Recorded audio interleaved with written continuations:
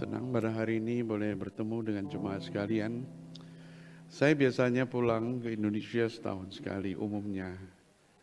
Kali ini kami mengadakan misi ke Palembang dan bersyukur Tuhan bekerja dan banyak anak-anak sekolah maupun gereja mereka diberkati oleh Tuhan melalui kehadiran firman Tuhan. 2 tahun yang lalu kami pergi ke Kalimantan beberapa waktu dan Tuhan juga berkati di dalam pelayanan misi ini. Kami pergi dengan sekelompok pemuda yang 30 tahun yang lalu saya pernah bimbing mereka. Kemudian mereka sampai hari ini tetap semangat untuk mengabarkan Injil. Dan mereka bisa berkhotbah dan bisa pimpin PA, kemudian mengajar sekolah minggu, KKR sekolah minggu. Jadi setiap orang pergi itu terlibat semuanya. Kami senang sekali melihat bagaimana Tuhan bekerja. Dan hari ini sudah berkaitan dengan Jumat Agung. Kita akan melihat satu bagian kitab suci dari Lukas 23 ayat 33 sampai 43.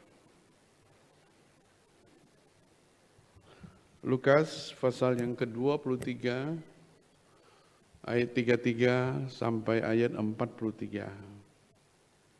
Sudah temukan, saya akan bacakan beberapa ayat firman Tuhan ini. Demikianlah firman Tuhan, ketika mereka sampai di tempat yang bernama Tengkorak, mereka menyelipkan Yesus di situ dan juga kedua orang penjahat itu, yang seorang di sebelah kanannya dan yang lain di sebelah kirinya. Yesus berkata, "Ya Bapa, ampunilah mereka sebab mereka tidak tahu apa yang mereka perbuat." Dan mereka membuang undi untuk membagi pakaiannya. Orang banyak berdiri di situ dan melihat semuanya. Pemimpin-pemimpin mengejek dia, katanya orang lain ia selamatkan. Bila ia sekarang menyelamatkan dirinya, jika ia adalah Mesias, orang yang dipilih Allah. Juga prajurit mengolok-olok dia, lalu mereka mengunjukkan anggur asam kepadanya dan berkata, "Jika engkau adalah raja orang Yahudi, selamatkanlah dirimu." Ada juga tertulis di atas kepalanya, "Inilah raja orang Yahudi." Seorang dari penjahat yang digantung itu menghujat dia, katanya, "Bukankah engkau adalah Mesias Kristus? Selamatkanlah dirimu dan kami." Tetapi yang seorang menegur dia, katanya, "Tidakkah engkau takut juga tidak kepada Allah, sedang engkau menerima hukuman yang sama?" Kita memang selayaknya dihukum sebab kita menerima balasan yang setimpal dengan perbuatan kita. Tetapi orang ini tidak berbuat sesuatu yang salah. Lalu ia berkata, "Yesus, ingatlah akan aku apabila engkau datang sebagai raja." Kata Yesus kepadanya, "Aku berkata kepadamu, sesungguhnya hari ini juga engkau akan ada bersama-sama dengan aku di Taman Firdaus." Demikian firman Tuhan. Berbahagia mereka yang membaca firman dan hidup di dalam firman Tuhan. Mari jemaat kita sekali lagi berdoa, mohon Tuhan pimpin kita. Dan kita setiap orang berdoa supaya Tuhan yang tolong membuka hati untuk firman Tuhan berdiam di dalam hati kita.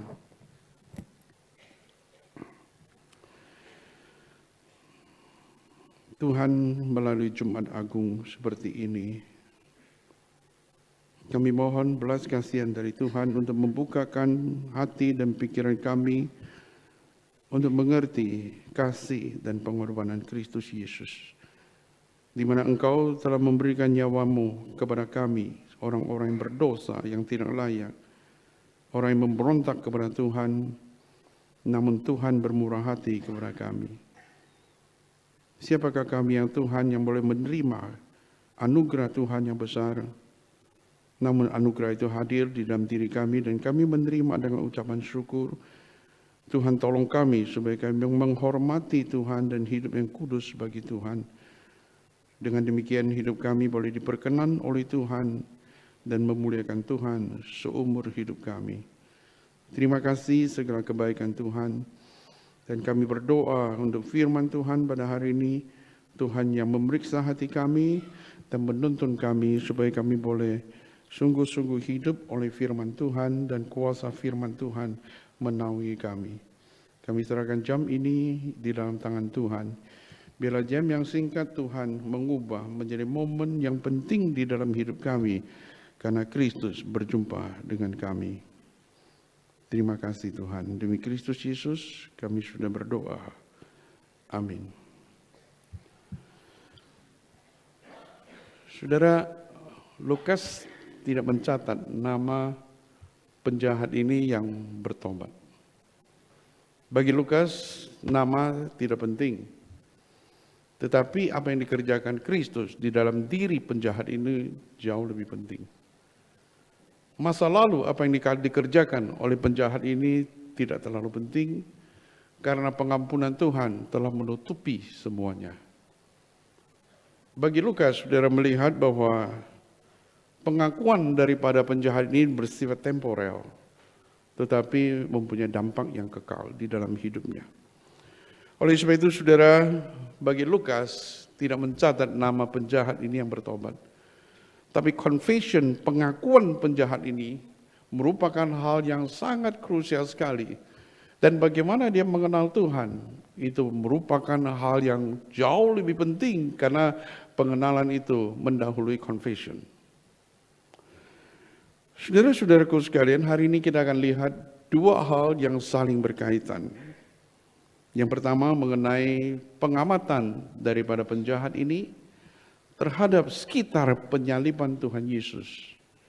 Yang kedua adalah yaitu terang rohani di dalam hati penjahat ini sehingga dia mengenal Tuhan secara pribadi dan hidupnya diisi oleh Tuhan dan hidupnya berbeda sama sekali.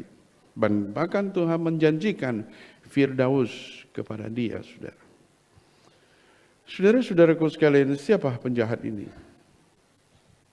Tidak, kita nggak tahu.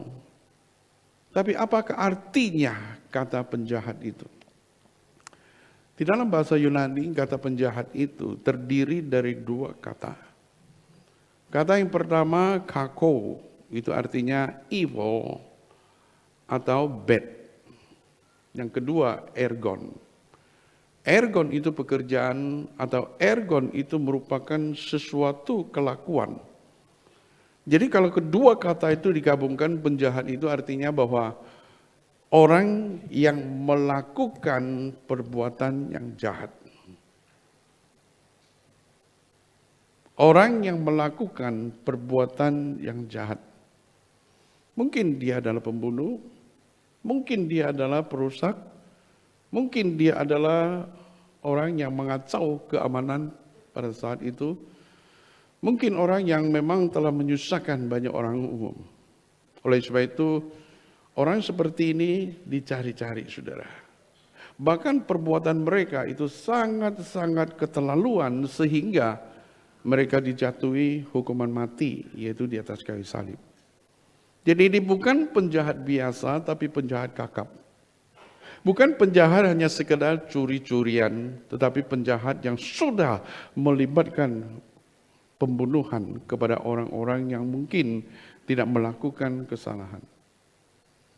Jadi saudara, pada waktu kita mengerti tentang hal ini, saudara, bahwa penjahat ini mengaku bahwa kami seharusnya menerima kelakuan yang setimpal dari apa yang dia perbuat. Jadi artinya saudara, dia tidak menyesali dalam pengertian bahwa memanglah saya layak dihukum. Kalau seorang mencuri ayam dihukum seumur hidup, itu keterlaluan, saudara, karena nggak adil. Kalau seorang yang menipu uang cuma 500.000 lalu dihukum 10 tahun, ini nggak adil, saudara. Kalau orang merokok dihukum dengan berat sekali 10 juta, ini pun nggak adil, saudara. Tapi kalau ada orang yang koruptor yang besar tapi dihukum 3 bulan, ini pun nggak adil, betul? Ada yang pembunuh bahkan dilepaskan setelah dihukum 6 bulan, ini pun tidak adil, saudara. Jadi keadilan itu adalah hukuman sesuai dengan perbuatan. Itu justice. Di Indonesia kita menemukan banyak yang injustice di dalam hidup kita, betul? Dari hal yang kecil sampai hal yang besar. Dari hal yang kecil sudah pergi ke pasar, beli ayam, beli udang 1 kilo, tapi dikasih 8 on, tapi timbangannya ini 1 kilo ya katanya. Tapi kita bayar uang 1 kilo, itu juga injustice. Dan banyak hal lagi sudah di pengadilan pun tidak adil. Tetapi sudah penjahat ini mengaku bahwa kejahatannya itu sudah begitu banyak sehingga penghukuman mati pun sehalus selayaknya, saudara. Jadi saudara bisa kira-kira tahu apa isi hati dari penjahat ini. Saya pernah berdialog dengan seseorang yang hidupnya itu kacau sekali. Bukan kacau sebagai kepala keluarga tidak bertanggung jawab, tetapi dia melakukan banyak perbuatan kriminal. Tapi orang ini sudah bertobat, saudara. Tapi saya ingin tahu tentang apa yang terjadi dalam diri ini, dia cerita. Saya kerja itu malam hari, jadi sudah tahu kerjanya apa. Orang tidur dia kerja. Saya kerjanya itu malam hari, tapi siang hari saya tidur, tapi tidur pun nggak pernah tenang. Pindah rumah, pindah ke sana ke sini, dan bahkan kadang-kadang lagi tidur itu bisa bangun sepertinya ada orang yang mencari dia, saudara. Tidak ada damai sejahtera, tidak ada ketenangan, tidak ada orang yang bisa percaya. Teman biasa mengkhianati teman. Bisa orang dikasih tahu kepada polisi supaya mendapatkan sesuatu, oleh sebab itu sudah dia pindah satu tempat ke tempat yang lain. Betapa susahnya. Penjahat ini, saudara, adalah orang yang mungkin sama juga. Karena saudara mereka melakukan kejahatan yang begitu banyak. Dan polisi, bahkan pemerintah sepakat untuk mencari dia dan menjatuhkan hukuman mati, saudara. Orang yang seperti itu, kok bisa bertobat ya? Orang yang seperti itu mengenal kasih Tuhan. Orang yang seperti itu Tuhan menjanjikan taman Firdaus itu. Bagian ini penting sekali mengenai doktrin keselamatan. Oleh sebab itu saudara, dua hal yang berkaitan yaitu pengamatan dan juga karunia terang rohani dari Tuhan ke dalam hati penjahat ini. Pengamatan itu bersifat luar, tetapi terang dari Tuhan bersifat internal. Kita bisa mengamati banyak hal, mendengar banyak hal, tapi belum tentu kita menerima di dalam hati kita, kecuali Roh Kudus yang bekerja. Segala sesuatu yang kita amati itu merupakan suatu media yang dipakai oleh Tuhan menjadi suatu purpose, suatu tujuan di mana kita boleh mencapai apa yang dikehendaki oleh Tuhan. Jadi Tuhan bekerja melalui media. Tapi media itu bukan merupakan satu side resource membuat seseorang percaya. Tetapi mungkin seseorang bisa percaya melalui media, melalui pengamatan, melalui mendengar, melalui pengalaman-pengalaman tertentu, saudara. Disitulah saudara double anugerah. Yudas punya Tuhan yang begitu luar biasa mengajar dia. Tapi Yudas tetap Yudas. Yudas dipanggil menjadi murid Tuhan, tapi Yudas tetap Yudas. Yudas dipercayakan untuk melayani, tapi Yudas tetap pencuri. Yudas diberikan saudara mata untuk melihat begitu banyak mujizat yang dilakukan Tuhan Yesus, tapi Yudas tidak percaya satu pun juga.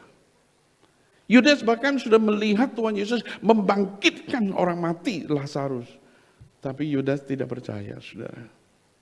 Oleh sebab itu, saudara, kita mesti hati-hati. Pengamatan belum tentu membawa kita kepada terang rohani. Tapi terang rohani melalui pengamatan adalah segala-galanya di dalam hidup kita. Kita tahu dari segi otak kasih Tuhan, belum tentu hati mengalami kasih Tuhan. Kita tahu tentang fakta Kristus mati dan bangkit, tapi belum tentu dampak kematian dan kebangkitan Kristus dalam hidup kita. Tadi saya mengatakan tentang pengamatan. Jadi apa yang dilihat oleh penjahat ini, saudara? Yang pertama, saudara, bahwa Pilatus sendiri bersaksi bahwa Tuhan Yesus tidak berdosa. Aku tidak menemukan apapun juga kesalahan dia. Kalau ada manusia yang tidak melakukan kesalahan, siapakah dia? Orang yang cerdas akan berpikir lebih jauh, saudara. Oleh sebab itu, saudara, penjahat ini mengatakan bahwa orang ini tidak melakukan kesalahan apapun juga. Orang ini tidak berbuat sesuatu yang salah.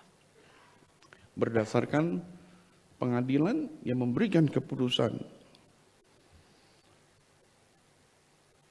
Pada waktu Tuhan Yesus dipertanyakan, orang pemimpin agama mempertanyakan dia, siapakah dia? Sebelum membawa dia ke salib. Apakah engkau Mesias? Tuhan Yesus mengatakan, engkau yang mengatakannya. Pada hari itu engkau akan melihat anak Allah duduk di sebelah kanan Allah, anak manusia duduk di sebelah kanan Allah Bapa. Lalu pemimpin itu mengatakan, kalau gitu kamu adalah anak Allah. Konklusinya. Kamu sendiri yang mengatakan bahwa aku adalah anak Allah. Kamu percaya enggak bahwa aku anak Allah? Sudah, penjahat itu mungkin mendengar. Tetapi saudara, kalau kita lihat lebih dekat, yaitu bagaimana pemimpin-pemimpin mengejek dia dengan berkata, jika ia adalah Mesias. Kata jika di situ. Berarti mereka tidak percaya. Jika engkau Mesias, mengapa digantung di atas kayu salib? Jika engkau Mesias, engkau mampu untuk membebaskan dirimu. Itu adalah menandakan bahwa memang mereka tidak percaya kepada Tuhan Yesus. Tetapi bagi penjahat ini, suatu pembicaraan dari pemimpin, dari orang-orang banyak bahwa jika ia Mesias, lalu dia melihat, dia adalah Mesias, saudara. Nanti kita lihat lebih jelas lagi, Mesias yang bagaimana dipahami oleh penjahat ini, saudara. Lalu yang ketiga, sudah dikatakan ayat 34 tentang kasih Kristus kepada orang-orang yang menyalibkan dia. Tuhan Yesus berkata, ya Bapa, ampunilah mereka sebab mereka tidak tahu apa yang mereka perbuat. Dia menyaksikan sendiri, saudara, dari Tuhan Yesus dicambuk sampai sudah memikul salib, sampai di atas kayu salib. Kok bisa dia keluarkan mulut Tuhan Yesus? Ya Bapa, ampunilah mereka. Padahal dia tidak bersalah, Tuhan Yesus tidak bersalah. Kalau saya tidak bersalah, bagaimana mungkin saya bisa mengampuni orang yang menyalibkan saya? Mungkin dia sebagai orang yang memang selayaknya menerima penghukuman setimpal dengan perbuatannya, dia pun tidak bisa menerima bahwa dia bisa mengampuni orang yang telah menyalibkan dia. Kadang-kadang orang yang bersalah belum tentu mengaku salah kan. Tapi orang yang bersalah dihukum oleh polisi, dia bisa membantah-bantah dan bisa mengatakan sesuatu. Kalau pada waktu dia dipukul oleh polisi, timbul kebencian. Betul? Padahal dia salah, dia seharusnya dipukul, saudara. Tetapi sudah dia melihat, penjahat ini melihat bahwa Tuhan Yesus mengasihi musuh-musuhnya. Mengasihi orang yang menginjak-injak dia, mengasihi orang yang memaku dia, mengasihi orang yang bersikap kasar terhadap dia. Kasih yang dari manakah itu? Kalau bukan kasih ilahi di dalam diri Kristus, bagaimana mungkin dia bisa mengampuni? Jadi siapakah Tuhan Yesus itu? Kalau Tuhan Yesus itu adalah Allah, dia adalah anak Allah, maka itu akan menjadi beda, saudara. Sudah perhatikan tentang sekitar penyaliban Tuhan Yesus. Lalu saudara, ayat 34 dikatakan, 37, 38, dan berkata, jika engkau ada Raja Yahudi, selamatkan dirimu. Ada yang tertulis di atas kepalanya, inilah Raja orang Yahudi. Suatu ejekan. Suatu ejekan, suatu hinaan kepada Tuhan Yesus. Bahwa dia adalah raja tetapi dihukum, itu memberikan sesuatu kronologi pikiran ataupun suatu analytical bahwa orang ini Tuhan Yesus memang bukan raja orang Yahudi. Dia hanya mengaku dirinya raja pada sebenarnya tidak. Tapi bagi penjahat ini serius sekali kesaksian dari orang-orang yang tidak percaya, tetapi dia memberikan konklusi bahwa Tuhan Yesus adalah Raja. Dari perkataannya ayat 43 dikatakan, ayat 44. Yesus, ingatlah akan aku apabila engkau datang kembali sebagai Raja. Ini bukan main-main, saudara. Tetapi adalah pengakuan berdasarkan pengamatan bahwa Tuhan Yesus adalah Raja. Dan dia betul-betul Raja orang Yahudi. Bukan hanya itu, tetapi Raja universal, saudara. Jadi saudara, apa yang kita lihat? Pengamatan. Tapi pengamatan itu, dua penjahat melihat yang sama, mengalami yang sama, mendengar yang sama, mempunyai sesuatu pengalaman yang sejajar dengan atau berdampingan dengan peristiwa Tuhan Yesus disalibkan. Tapi mengapa satu penjahat yang percaya, tapi yang lain tidak? Salahnya siapa, saudara? Bukan soal salah siapa. Mengapa penjahat yang satu percaya, yang satu tidak? Aneh, luar biasa kita lihat. Di situ adalah rahasia di mana terang rohani dari Tuhan kepada penjahat itu. Tanpa terang rohani kita nggak mengenal Tuhan Yesus.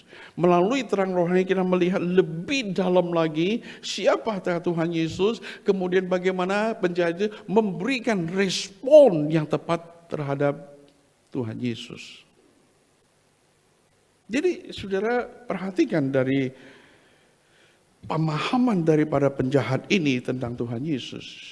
Yang pertama, dia adalah Mesias yang menderita. Karena kesaksian orang banyak bahwa Tuhan Yesus adalah Mesias. Orang Israel dan bahkan murid-murid Tuhan Yesus tidak pernah percaya bahwa Tuhan Yesus adalah Mesias yang menderita. Padahal Tuhan Yesus sudah berkali-kali menjelaskan kepada mereka bahwa anak manusia akan menderita, kemudian mati dan bangkit 3 hari, tetap mereka nggak percaya. Bagi mereka, apa yang diajarkan oleh Tuhan Yesus itu berhenti di otak, tetapi nggak bisa diterima. Bahkan Tuhan Yesus berkata kepada Petrus bahwa anak manusia menderita dan sebagainya, lalu Petrus tarik Tuhan Yesus, sekali-sekali jangan, sekali-sekali tidak. Jadi Tuhan Yesus menjadi hambanya Petrus. Petrus yang lebih benar, saudara. Kadang-kadang orang yang salah menganggap diri lebih benar. Tapi orang yang benar kemudian dihakimi oleh orang yang tidak benar, saudara. Lalu Tuhan Yesus berkata apa? Enyalah engkau iblis. Apa yang kau pikirkan bukan dipikirkan oleh Allah, tetapi apa yang dipikirkan oleh iblis itu. Tuhan Yesus menjelaskan tentang Mesias yang menderita tapi tidak bisa terima.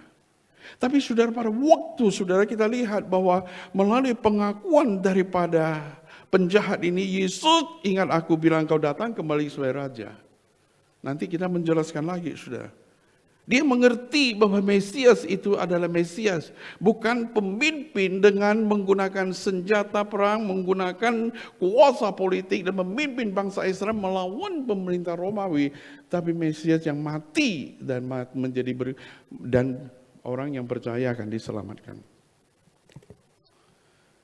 Dan saudara ingat, peristiwa salib tidak ada mujizat. Betul? Peristiwa salib tidak ada satupun mujizat, yang ada adalah Tuhan Yesus yang lemah, yang disalibkan. Peristiwa salib tidak melihat Tuhan Yesus memberikan 5.000 orang makan. Peristiwa salib, saudara, tidak ditunjukkan mujizat Tuhan Yesus membangkitkan Lazarus dan sebagainya. Tetapi saudara, penjahat ini melihat Tuhan Yesus yang menderita. Di atas kayu salib, Tuhan Yesus kondisi yang paling lemah, dia percaya. Wah, natur imannya luar biasa. Dia percaya bukan apa yang dia lihat. Saya ulangi, sudah. Penjahat ini percaya bukan apa yang dia lihat. Dia percaya bukan Tuhan Yesus memberkati dia. Dia percaya sudah Tuhan Yesus adalah Mesaya yang menderita. Ini adalah pengertian tentang pribadi Tuhan Yesus sesuai dengan pewahyuan Allah. Oleh sebab itu, pada waktu Tuhan Yesus di atas kayu salib, di dalam kondisi yang paling lemah, dia menggantungkan dirinya kepada Tuhan. Kita lebih gampang percaya orang yang kuat gitu kan. Kita lebih gampang percaya orang yang mempunyai kuasa, orang yang punya kekayaan. Kita lebih percaya kepada orang yang pintar dan sebagainya. Tetapi sulit kita percaya kepada orang yang lemah atau orang yang tidak berdaya sama dengan kita, betul? Sulit sekali sebenarnya untuk percaya Tuhan Yesus adalah Mesaya yang naik di atas kayu salib, tanda kutip, dia yang tidak menolong dirinya. Bagaimana mungkin saya menggantungkan diri kepada dia? Tapi iman dari penjahat itu menerobos semuanya itu, saudara. Luar biasa. Yang kedua, saudara, dia percaya bahwa Tuhan Yesus itu mati dan bangkit kembali. Yesus, ingatlah akan aku apabila engkau datang kembali sebagai Raja. Orang yang disalib tak pernah kembali lagi, pasti mati. Orang yang disalib hukumnya tidak pernah dibatalkan. Jadi perjalanan salib itu cuma one way. Ke sana, titik, mati di situ. Penjahat ini tahu bahwa sebentar lagi dia mati. Tapi melalui perkataan Yesus, ingatlah aku, berarti setelah saya mati, saya masih eksis kan, masih berada, betul? Walaupun tanpa tubuh. Dan Tuhan Yesus juga akan mati, dia tahu sebentar lagi, cuma siapa duluan dia nggak tahu. Cuma masalah waktu, masalah kronologi kematian itu. Tetapi sudah Tuhan Yesus, dia akan mati. Kalau dia Tuhan Yesus mati sudah habis, mengapa dia keluarkan statement itu? Bahwa Yesus, ingatlah akan aku. Tuhan Yesus mati tetapi tidak titik di situ, dia akan bangkit kembali, akan hidup. Bagaimana mungkin dia tidak percaya bahwa dia akan bangkit, dia bisa percaya bahwa engkau datang kembali sebagai Raja. Tuhan Yesus datang bukan lagi sebagai manusia diinkarnasi di dalam Injil Matius, Markus, Lukas kayak begitu. Yang berada di palungan lagi, kemudian ada yang dibawa pergi ke Mesir dan sebagainya. Dia tidak lagi melihat itu. Tapi Tuhan Yesus datang kedua kali sebagai Raja. Ini core, inti dari iman Kristen, saudara. Luar biasa orang ini. Dia melihat Tuhan Yesus bukan hanya sekupnya yang kecil, Raja orang Yahudi. Tetapi dia harus bangkit dan dia adalah Raja King of King itu, Universal King itu. Luar biasa kita lihat ini. Kemudian kita lihat tentang penjahat ini percaya bahwa Tuhan Yesus mati dan bangkit dan Tuhan Yesus adalah satu-satunya keselamatan. Walaupun kalimat itu tidak muncul, saudara, tetapi dia tahu bahwa eksistensi manusia sangat tergantung kepada Kristus. Ingatlah aku ya Tuhan, jika engkau datang kembali. Artinya apa? Aku hidup tergantung kemurahan Tuhan. Jikalau Tuhan bermurah hati kepadaku, maka aku akan diselamatkan. Bukan karena saya menyelamatkan diriku, bukan karena jasaku sehingga Tuhan berkenan, kemudian Tuhan memberikan keselamatan, tetapi keselamatan hanya tergantung sepenuhnya kepada Tuhan. Ingat saudara Rahab, seorang wanita pelacur yang menolong kedua pengintai Israel setelah mereka pergi. Rahab perempuan pelacur itu mengatakan, ingatlah akan aku pada waktu Tuhan membawa kalian masuk ke tanah Kanaan. Jangan lupa, bukan soal jasa, tapi aku sangat mengandalkan Tuhanmu yang akan menyelamatkanku. Itu saudara, di sini kita lihat eksistensi dari penjahat ini sangat tergantung kemurahan Tuhan. Dia adalah satu-satunya juru selamat. Bahkan saudara kita lihat suatu confession dari para penjahat ini, dia mengatakan memang kita selayaknya dihukum sebab kita menerima balasan setimpal dengan perbuatan kita. Artinya apa saudara? Dia percaya distributive justice. Apa yang saya perbuat, itu yang akan saya tuai. Apa yang saya tanam, itu yang saya tuai. Kejahatanku itu setimpal dengan perbuatan jahatku. Berarti ada pengakuan dosa di situ bahwa memang dia adalah orang yang telah merugikan banyak orang, bahkan mungkin membunuh dan melakukan banyak kejahatan, dan dia selayaknya mendapat hukuman seperti itu. Saudara-saudaraku sekalian, kita lihat luar biasa daripada penjahat ini, yang beriman sepenuhnya kepada Kristus Yesus yang hidup. Pada waktu Tuhan Yesus di atas kayu salib, kondisi yang paling lemah, Tuhan Yesus mengucapkan statement ini. Sesungguhnya hari ini juga engkau akan ada bersama-sama dengan aku di Taman Firdaus. Itu adalah janji keselamatan. Janji di mana Tuhan akan bersama-sama dengan penjahat ini seterusnya. Janji di mana keselamatan itu kepada penjahat yang belum tahu berbuat baik. Janji di mana penjahat ini boleh mendapatkan kasih ilahi. Pada waktu Tuhan Yesus mencucurkan darahnya, penjahat itu sudah menerimanya karena confession itu. Karena Tuhan yang berkenan di dalam hidupnya, dan Tuhan berkenan untuk memberikan keselamatan kepada dia, saudara. Apa yang kita pelajari setelah menjelaskan begitu banyak, saudara? Yang pertama, saudara, siapakah Tuhan Yesus bagi kita? Kita melihat Tuhan Yesus dari segi manusia, atau Tuhan Yesus adalah Allah dan manusia? Orang liberal melihat Tuhan Yesus hanya manusia, titik, nggak ada komanya. Tapi komanya itu ada, melainkan dia mengatakan bahwa Tuhan Yesus menjadi Allah karena melalui progres. Dia sadar terhadap mission, yang dia sadar terhadap siapakah dia. Tapi dia bukan anak Allah. Orang Yahudi memandang Tuhan Yesus, dia adalah anak tukang kayu, titik, saudara. Sama seperti kita, tidak ada perbedaannya. Memang apakah salah? Tidak, saudara. Memang Tuhan Yesus anak tukang kayu. Tapi nggak boleh berhenti di situ melihat Tuhan Yesus dan menganggap bahwa dia adalah Mesaya. Dia adalah Raja di atas segala raja. Dia adalah Allah, sudah anak Allah yang datang ke dalam dunia itu untuk menyelamatkan orang berdosa. Mesti kita melihat lebih jauh lagi siapakah Tuhan Yesus bagi kita, saudara.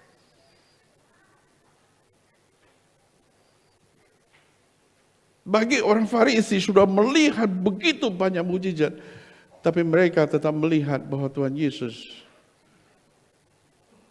adalah penyesat yang telah menyesatkan bangsa Israel karena dia melanggar hukum Taurat atau melanggar Sabat yang dibuat, pelaturan Sabat dibuat oleh manusia sendiri.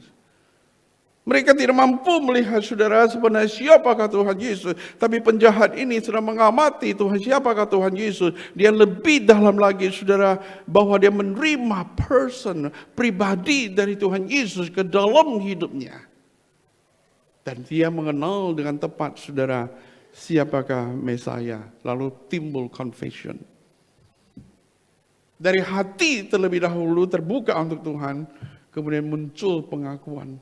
Dari pengakuan Tuhan menerima, kemudian kasih Tuhan mengisi hidup dari penjahat ini, saudara. Siapakah Tuhan Yesus bagi kita? Tuhan Yesus yang kita kenal, yang hidup di dalam sejarah, titik atau koma bahwa Tuhan Yesus sekarang pun hidup di tengah-tengah kita. Tuhan Yesus itu disaksikan oleh para penginjil, tetapi saudara, siapakah Tuhan Yesus bagi kita secara pribadi, saudara? Philip Yancey menulis buku Jesus I Never Knew. Dia mengatakan para sekolah mengenal Tuhan Yesus itu hanya belajar tentang historical fact dari Tuhan Yesus. Hanya memenuhi kognitif rasional, tapi tidak pernah berbakti kepada Tuhan Yesus. Tuhan Yesus sebagai objek untuk discussion, tapi bukan sebagai Allah yang hadir dan Allah yang memimpin. Maka dia mengatakan bahwa Yesus yang seperti ini saya nggak pernah kenal itu. Tapi Yesus yang kita kenal itu adalah secara personal dan secara relasional dengan Kristus. Sehingga melalui pengenalan Kristus, dengan kata lain bahwa Kristus hidup di dalam kita. Dan kita menjadi sahabat Kristus. Jemaat Laodikia adalah jemaat yang kaya, saudara. Dia mengatakan beberapa kalimat, kita bisa tahu kira-kira kondisi kehidupan mereka di dunia ini. Dia mengatakan, aku kaya. Aku memperkaya diriku. Aku tidak kurang suatu apapun juga. Berkali-kali aku. Aku. Artinya saudara, jemaat Laodikia adalah jemaat yang self-sufficient. Jemaat yang menganggap bahwa dirinya memadai, dirinya hidup itu cukup, dirinya tidak kurang apapun juga saudara. Memang jemaat Laodikia kita akui, kita mempelajari tentang sejarah kota Laodikia. Orangnya kaya-kaya saudara. Bahkan sudah di daerah Laodikia itu terkenal dengan School of Medicine-nya. Pernah mengalami gempa yang luar biasa sekali. Orang-orang mau memberikan pertolongan, kirim biaya, bilang stop, nggak usah. Kami bangun sendiri. Luar biasa saudara. Akhirnya mereka bangun sendiri saudara. Mereka adalah pedagang yang luar biasa berhasil. Mereka orang berpendidikan. Mereka adalah orang yang telah mencapai suatu pekerjaan yang sukses sekali. Mereka adalah orang yang memang sudah memiliki rumah yang baik. Mereka mempunyai tempat tinggal yang baik. Mereka mempunyai kota yang megah yang berada di atas. Itu menjadi suatu tempat wisata pada waktu itu. Mereka telah memiliki segala sesuatu. Akhirnya mengatakan, aku kaya, aku memperkaya diriku. Lalu saya tanya, di manakah Tuhan? Di manakah Tuhan? Tuhan berkata, Wahyu 3 ayat 20, aku berdiri di pintu dan mengetok. Barang siapa mendengar suaraku, perkataanku, dan membuka pintu hatinya, aku akan masuk ke dalamnya. Kalimat itu bukan soal keselamatan, tetapi soal hidup yang berkelimpahan dengan Kristus. Hidup yang relasional dengan Kristus. Di mana Kristus adalah Tuhan dan saya adalah hamba. Tetapi sudah jemaat Laodikia karena mencintai uang, karena mencintai dunia, melampaui mencintai Tuhan. Jadi Tuhan berdiri di belakang pintu dan mengetok, saudara. Tuhan gak boleh masuk ke dalam hidupku karena Tuhan ada di dalam otak saja. Tuhan bilang, engkau mendengar firman-Ku, aku masuk ke dalam. Aku bersekutu dengan engkau, makan dan minum, saudara. Kemarin saya ngomong-ngomong dengan seseorang tentang soal makan dan minum.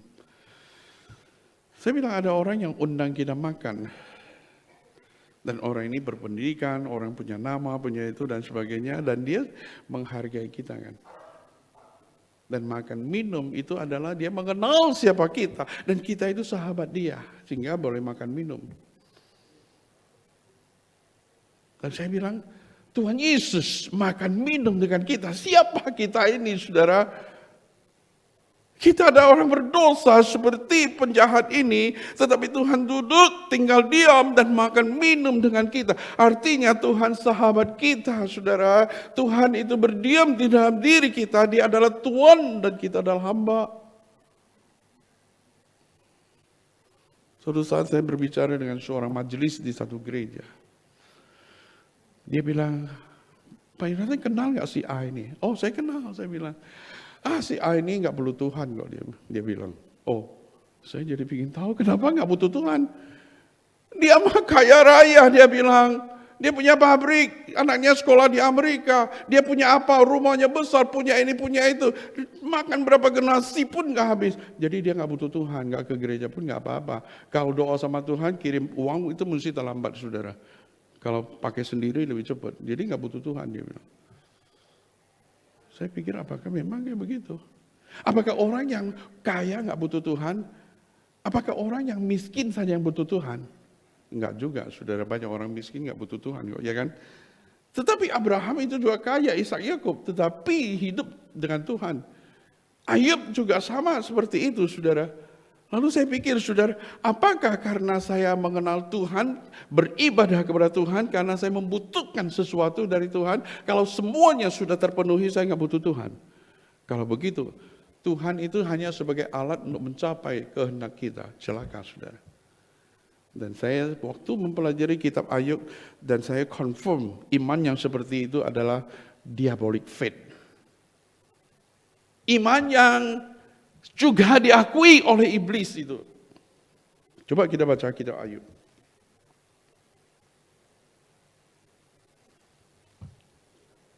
Ayub pasal yang pertama, saudara. Ayat 8 dan 9 dan 10. Lalu bertanya Tuhan kepada iblis, apakah engkau memperhatikan hambaku Ayub? Sebab tiada seorang pun di bumi seperti dia yang demikian saleh dan jujur, yang takut akan Tuhan dan menjauhi kejahatan. Lalu jawab iblis kepada Tuhan, apakah dengan tidak mendapat apa-apa Ayub takut akan Allah? Bukankah engkau yang membuat pagar sekeliling dia dan rumahnya serta segala yang dimilikinya? Apa yang dikerjakan telah kau berkati, dan apa yang dimiliki semakin bertambah di negeri ini. Ayat 11, tetapi ulurkan tanganmu dan jamalah segala ini punya, dia pasti mengutuk engkau di hadapanmu, saudara. Singkat, saudara, di dalam ayat ini bagi iblis berkat Tuhan itu mendahului takut akan Tuhan. Berkat Tuhan itu mendahului pengenalan akan Tuhan. Kalau Tuhan memberkati kamu, engkau tenang-tenang beribadah kepada Tuhan. Kalau pada waktu segala sesuatu itu sudah hilang, maka imanmu juga hilang. Tapi Tuhan bilang silakan. Sehingga segala sesuatu dari Ayub itu hilang, tapi iman kepada Tuhan itu tetap, saudara. Mengapa? Ayub ini sebagai hamba, artinya Tuhan ada raja di dalam hidupnya. Segala yang Ayub miliki itu adalah dari Tuhan. Yang penting Ayub berelasi atau Ayub mengenal siapa Tuhan, bukan karena Tuhan memberkati Ayub. Berkat itu adalah tambahan. Berkat itu tidak membuat kita semakin worship kepada Tuhan. Tetapi kalau kita tidak mengenal Tuhan, justru berkat itu berbahaya, membuat kita hidup tidak takut sama Tuhan dan hidup sembarangan. Dan apa yang diberkati Tuhan itu bisa menjadi bumerang bagi kita, saudara. Yang kedua kita pelajari apa? Yaitu Taman Firdaus. Engkau hari ini bersama dengan aku di Taman Firdaus. Apa artinya Firdaus? Kehadiran Tuhan, singkatnya. Suatu kondisi di mana Tuhan hadir, di situ ada damai sejahtera, ada sukacita yang tak terkirakan. Itulah Taman Firdaus, saudara. Taman Firdaus itu bisa kita hidup hari ini bersama dengan Tuhan. Abraham dipanggil oleh Tuhan keluar, kemudian masuk ke tanah Kanaan. Kemana Abraham pergi, di situ dia mendirikan mezbah. Disitulah tanah Kanaan itu menjadi tanah Firdaus. Artinya Tuhan berjalan bersama dengan Abraham di tengah-tengah negeri Kanaan, di tengah-tengah orang-orang yang tidak percaya, tetapi Abraham worship dengan sungguh-sungguh kepada Tuhan dan hidup di dalam kebenaran Tuhan. Yakub sudah disuruh Tuhan pulang ke tanah Kanaan sesuai dengan janji Tuhan. Kemudian Tuhan menyertai Yakub di sepanjang jalan. Bahkan Yakub kemanapun dia pergi, dia mendirikan mezbah Tuhan. Itu mezbah itu sebenarnya itu adalah konsep Taman Eden, di mana Tuhan berjalan bersama dengan Yakub. Tapi Yakub di Taman Kanaan menghadapi begitu banyak kesulitan. Pada waktu dia menetap di tanah Kanaan, kemudian dia takut sama kokonya, Esau. Sebentar lagi sudah orang Kanaan melihat Dina itu cantik sekali. Lalu timbul saudara kejahatan di dalam hatinya. Kemudian ingin Dina. Kemudian memperkosa dia. Kemudian anaknya Yakub pun membunuh satu kampung orang, saudara. Yakub takut, dia pergi di situ Betel, dia mendirikan mezbah. Allah memanggil suatu pembaharuan hidup, di situ ada Taman Eden. Yakub hidup di dalam dunia banyak kesusahan, belum lagi saya cerita Kejadian pasal 39 dan seterusnya. Tetapi hidupnya Yakub adalah hidupnya Tuhan di dalam hidupnya. Karena Tuhan berjalan bersama dengan dia. Setiap kesulitan yang dia alami, selalu Tuhan menyertai dia. Itulah bedanya saudara dan saya dengan orang yang tidak percaya. Orang yang tidak percaya mengalami kesulitan, mereka nggak punya Tuhan, betul? Orang yang tidak percaya kepada Tuhan mengalami penderitaan, mereka nggak punya Tuhan. Tetapi saudara saya mengalami kesulitan, kesusahan, penderita, kehilangan berbagai hal. Namun Tuhan beserta dengan saudara, itu agung sekali. Tuhan menjadikan engkau bersama dengan saya di Taman Firdaus. Hidup sekarang ini kita bisa mengalami Firdaus karena kasih Tuhan ada di dalam hati kita. Dan kita berada di mana? Di rumah tangga ada Taman Firdaus, betul? Ada saling mengasihi satu dan yang lain, saling mengosongkan diri, menyangkal diri, memikul salib, di mana kuasa kebangkitan Kristus yang nyata. Di dalam rumah ada damai sejahtera, ada perselisihan bisa diselesaikan di dalam Tuhan, ada salah paham kemudian dijelaskan dengan jujur, ada rekonsiliasi kembali. Di situ ada joy, saudara. Di tempat kerja kita pun bisa di tanah Kanaan, sudah, yaitu Taman Eden. Yaitu Tuhan hadir dan Tuhan memimpin. Ada hati yang takut sama Tuhan. Di tempat di mana kita studi pun ada Taman Eden, saudara. Engkau studi bukan memenuhi tuntutan orang tua, tuntutin kredit dan sebagainya. Itu secondary. Tapi engkau bertanggung jawab di hadapan Tuhan. Studi dengan baik menjadi juru kunci Allah. Kemudian saudara hidup mengabdikan diri kepada Tuhan. Disitulah Taman Eden. Orang lain bisa melihat bahwa di dalam hidup orang ini ada hidupnya Tuhan, saudara. Jika engkau studi tidak baik, nama Tuhan dicela. Jika orang lain menyontek, engkau juga nyontek. Jika orang berbuat tidak benar, engkau pun melakukan. Orang lain membeli tesis dan disertasi, engkau pun sama. Di mana Tuhan, saudara? Di mana Taman Eden? Justru pelanggaran dan tidak ada damai sejahtera, saudara. Saudara-saudaraku sekalian, di mana penjahat itu sekarang? Dia bersama dengan Tuhan selama-lamanya. Salib bukan menjadi beban yang berat bagi dia, karena Tuhan Yesus bertemu dengan dia. Salib merupakan suatu kebahagiaan, karena bukan lagi pelanggaran, tetapi kemenangan. Salib merupakan solusi hidupnya yang gelap karena diterangi oleh terang Tuhan. Salib bukan lagi merupakan sesuatu yang dia takut karena kematian, tapi ada kehidupan karena Kristus yang memberi hidup. Salib segalanya bagi penjahat ini, saudara. Kalau kita boleh tanya dia nanti di surga, kalau kamu mau lagi nggak disalibkan, seandainya 100 atau 1000 kali, dia akan mungkin mengatakan, walaupun saya disalibkan berkali-kali tidak apa, tapi di situ ada Tuhan. Saya boleh bertemu dengan kasih Tuhan. Saya boleh mendapatkan hidup yang kekal di dalam Tuhan. Tuhanlah segalanya bagi penjahat ini. Mari kita berdoa, saudara. Kita nyanyikan lagu salibnya, salibnya.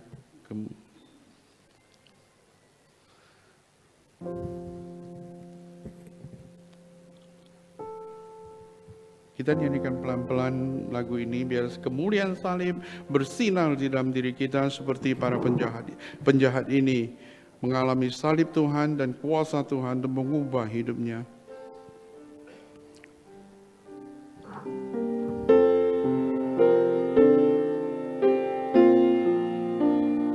Semuanya. Salibnya, salibnya.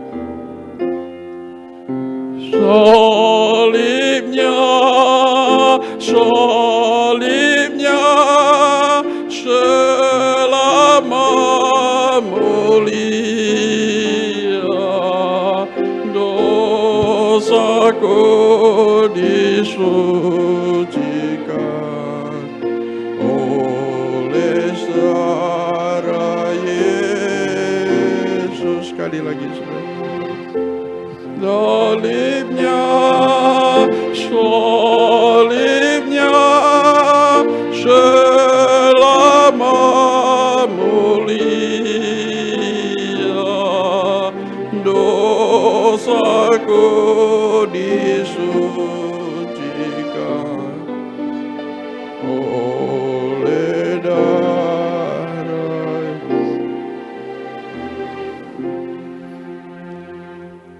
Jemaat sekalian, izinkan saya bertanya, siapakah Kristus Yesus bagi saudara dan saya?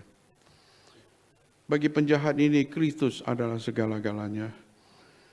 Di atas kayu salib dia bertemu dengan kasih Tuhan yang sejati, yang selama ini hatinya kosong, penuh dengan kekacauan, penuh dengan ketidaktenangan, kecemasan, kerisauan dan kemarahan, dendam, dengki, pembunuhan dan sebagainya. Tapi karena kehadiran Kristus Yesus di dalam hidupnya, ada kuasa dari salib Tuhan Yesus membersihkan dia dari segala dosa.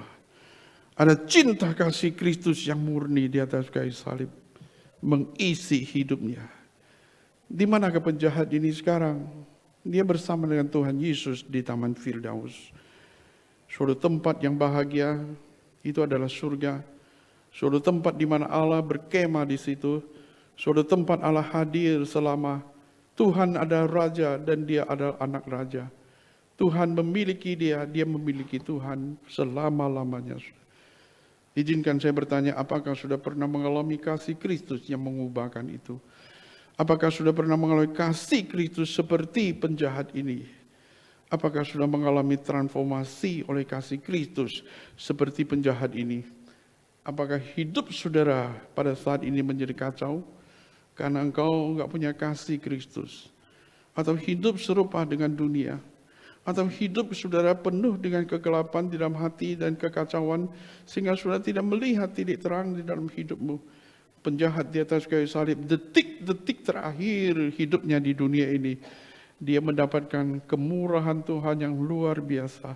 Penjahat dianugerahi, yaitu seorang penjahat yang tidak layak, namun memperoleh kasih karunia Tuhan yang begitu besar. Siapakah di antara kita yang pada hari ini berkata, Tuhan, aku membutuhkan kasih-Mu di dalam hidupku untuk mengisi hatiku yang kosong, untuk mengisi hatiku yang keras, untuk mengisi hatiku yang hidup dengan kebencian, kemarahan, kedengkian, dan bahkan saya tidak suka kepada sesamaku.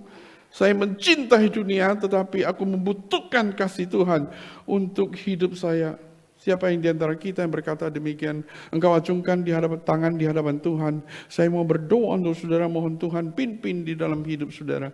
Adakah saudara berkata, Tuhan, aku membutuhkan kasih-Mu. Aku membuka hatiku untuk Tuhan. Aku ini Tuhan. Aku mau seperti penjahat ini menerima kasih Tuhan yang begitu besar untuk mengisi hatiku yang kosong.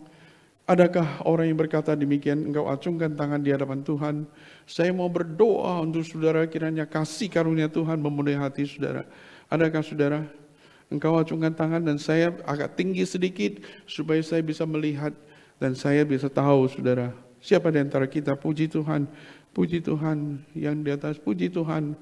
Puji Tuhan saudara ada di atas lagi saya bisa melihat. Angkat tangan. Puji Tuhan. Puji Tuhan. Siapa lagi saudara? Puji Tuhan, saya melihat. Ada lagi sudah, puji Tuhan. Kiranya Tuhan tolong kita. Puji Tuhan, saya melihat. Puji Tuhan, saudara. Siapa lagi, saudara? Puji Tuhan, turunkan tangannya. Kiranya Tuhan tolong kita. Saya minta dengan hormat Pendeta Timotius Fu berdoa untuk jemaat yang memberikan respon terhadap firman dan firman yang dengar pada hari ini.